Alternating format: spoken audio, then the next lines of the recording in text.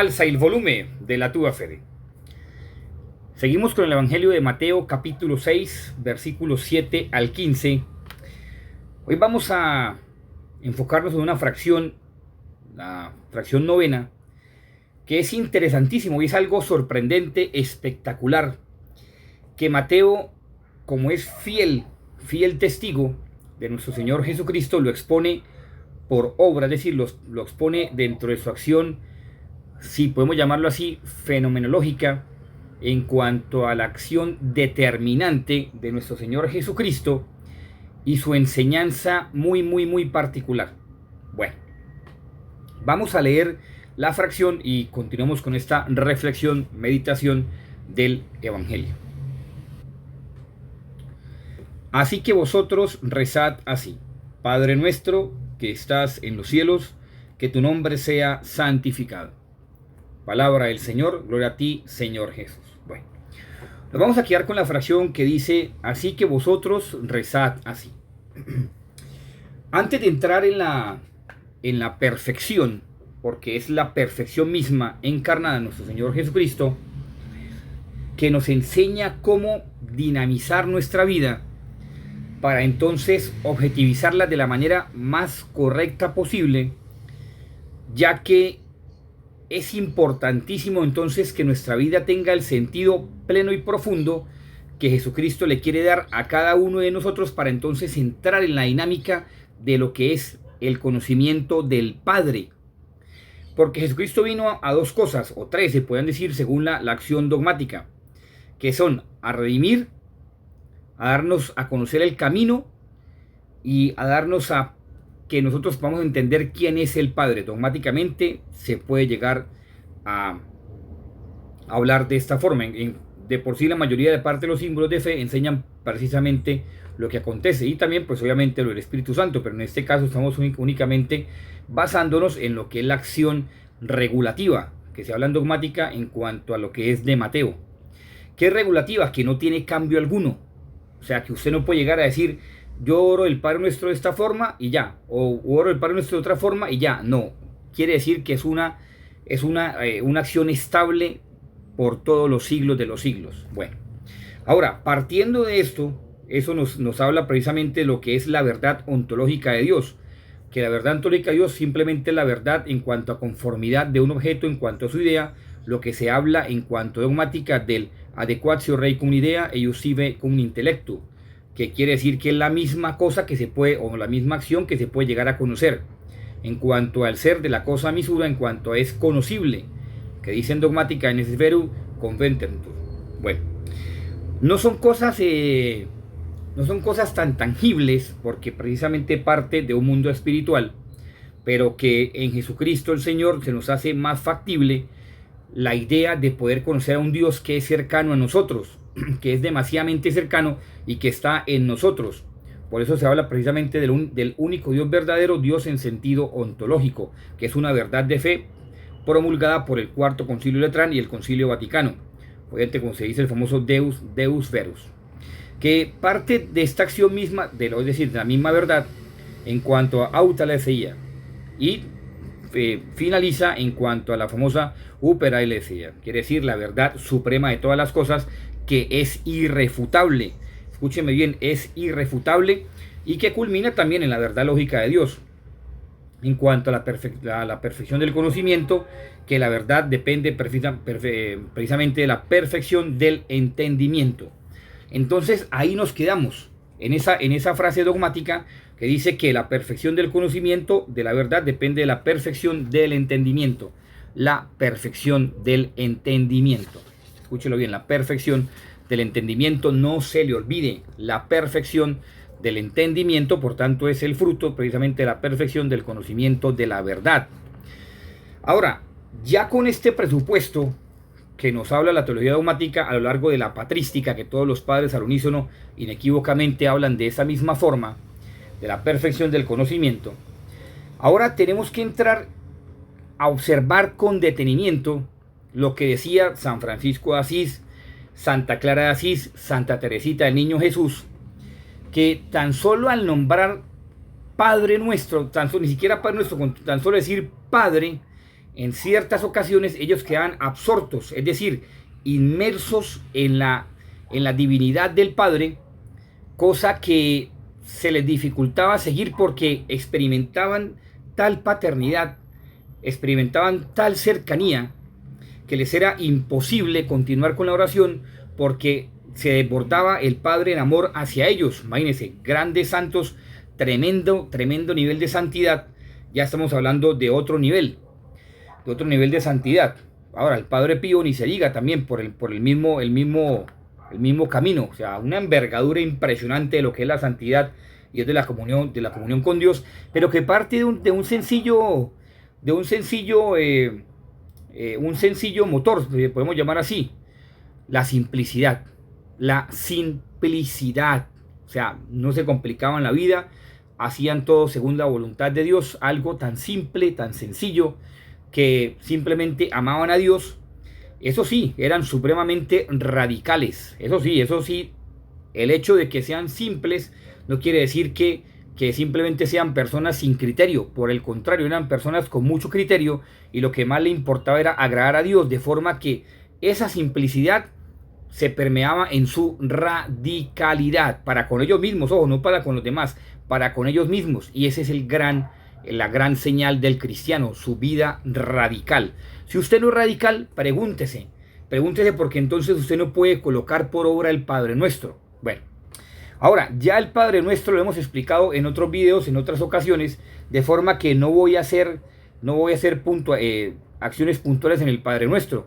Simplemente me voy a quedar con la primera fracción que dice, así que vosotros rezad así. De esa forma, ¿por qué? Por la verdad del conocimiento, cuando se habla en la dogmática, que la perfección está en el conocer. Ahora, ¿cómo conocemos al Padre? En Jesucristo.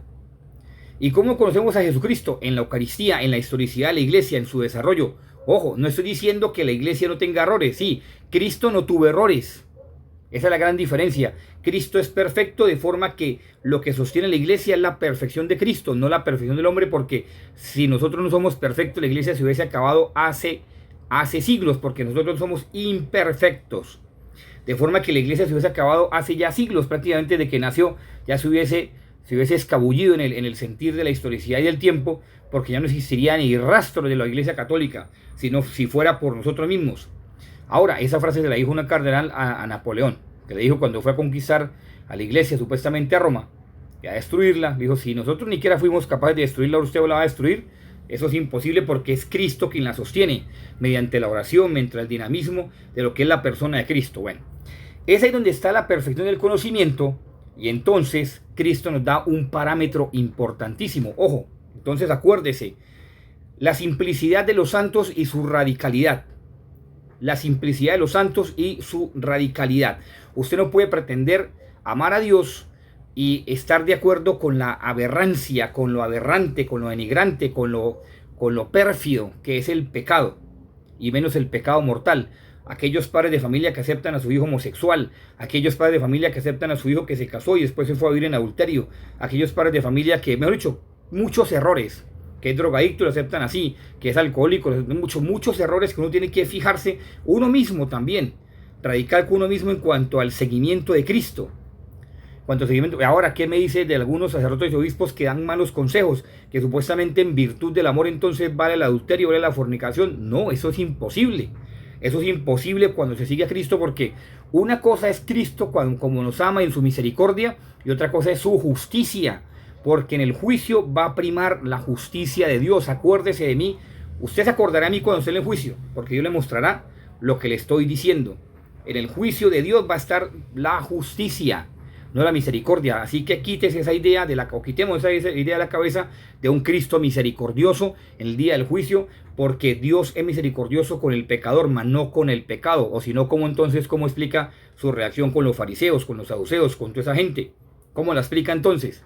Él no los abrazó ni nada, él simplemente fue radical con ellos porque estaban llevando gente al infierno, estaban haciéndole cosas que que Yahvé mismo no le pedía, siendo el mismo Dios. Bueno, ahora, ya con este preámbulo, entonces vamos a entrar en el conocimiento de lo que es orad así. Resulta que Mateo no lo explica en esa palabra aramaica de orad así, no. Mateo, como dice Santa Teresita el Niño Jesús, en uno de sus escritos y cuando una monja le preguntaba, decía, si yo fuera sacerdote, quisiera estudiar las lenguas propias, nativas de nuestro Señor Jesucristo y pedir al Espíritu Santo que me las enseñara para comprender el verdadero sentido de la Escritura. Ella lo expresaba así, el verdadero sentir de la Escritura.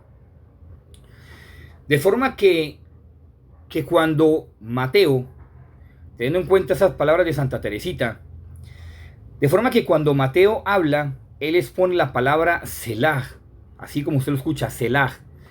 Y es que ese Selah, como habla de la acción unitiva y la unicidad de Dios, y la inmensidad de Dios y la verdad ontológica de Dios, es simplemente uno conocer que Dios es inmenso y es infinito. Es infinito, de forma que, vale la redundancia, no tiene fin, ni principio ni fin. Es simplemente uno abandonarse y ahondar en ese amor de Dios. Ese Selah quiere decir sumergirse uno totalmente en esa oración, sumergirse uno totalmente en Dios. Y eso es lo que enseña Jesucristo, eso es lo que copia Mateo. Mateo no dice orad así, dice Selah. Y Selah está queriendo decir, oiga, pellizquese. Cuando usted ore el Padre Nuestro, sumérjase en el Padre. O sea, crea verdaderamente que Dios es su Padre.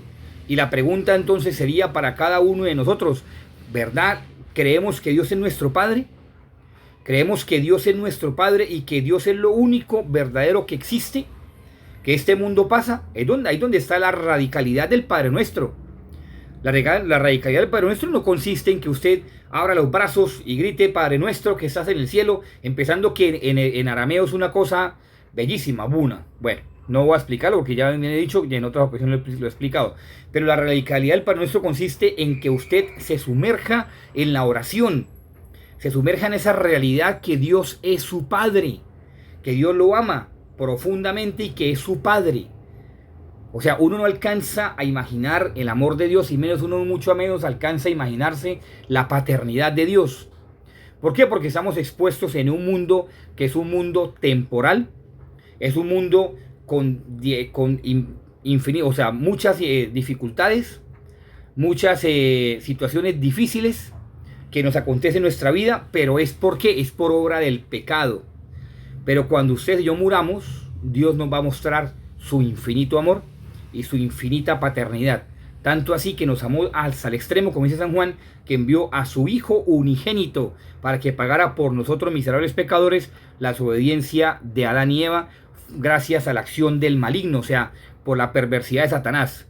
De forma que usted tiene que reconocer que su Padre es Dios y que su Padre lo que le exige a usted es que usted esté en contra de la acción de Satanás, de forma que usted esté en contra de la acción del pecado.